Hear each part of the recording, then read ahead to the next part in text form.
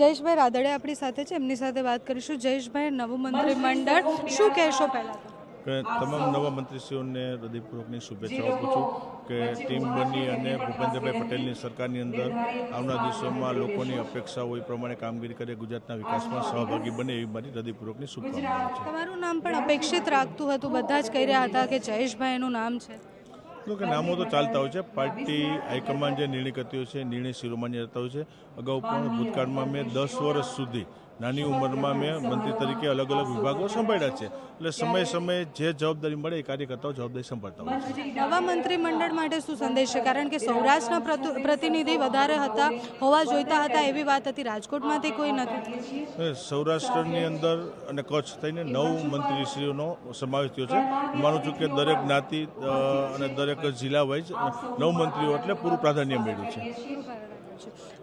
જયેશ રાદડિયા આપણી સાથે હતા, જે સૌથી મોટું આજે ચર્ચાનું કેન્દ્ર હતું કે જયેશભાઈને સ્થાન કેમ નથી મળ્યું, જયેશભાઈ મંત્રી કેમ નથી બન્યા। કારણ કે બહુ જ સમયથી બધાને એવું લાગતું હોય કે જયેશ રાદડિયા એ અપેક્ષિત પણ હતા, એ પદમાં આવવા માટે એમનું એ વર્ચસ્વ પણ હતું, તો એમને મંત્રી કેમ નથી મળ્યા? જયેશભાઈ અત્યારે કહ્યું કે અમારા 9 જેટલા ધારાસભ્ય છે, કચ્છને ગણાવીને સૌરાષ્ટ્રના પ્રતિનિધિત્વ મળ્યું છે મંત્રીઓને, તો એમાં હું ખુશ છું। વિદિત છો તે મુજબ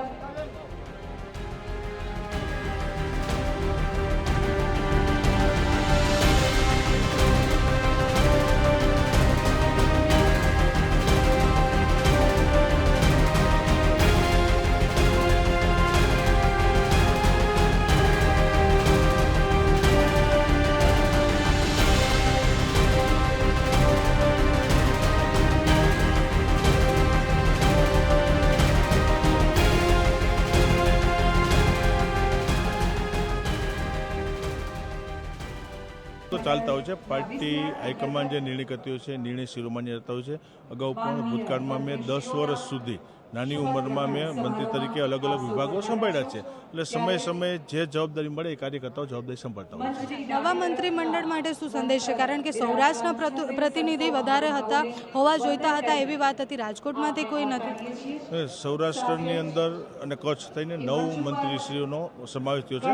માનું છું કે દરેક જ્ઞાતિ અને દરેક જિલ્લા વાઇઝ 9 મંત્રીઓ એટલે પૂરું પ્રાધાન્ય મળ્યું છે।